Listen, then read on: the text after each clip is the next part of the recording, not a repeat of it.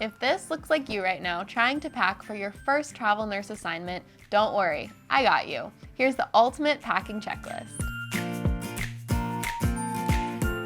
First, don't get too carried away with your clothes. I know you want to bring a little bit of everything, but you don't have to. Plan a few outfits that you can wear more than once, like a dress for going out or an outfit for hiking. Pack your work clothes and some layers just in case it's chilly inside the hospital. Make sure you research what the weather is like where you're going. And remember, you should leave a little bit of room for clothes that you might buy while you're there.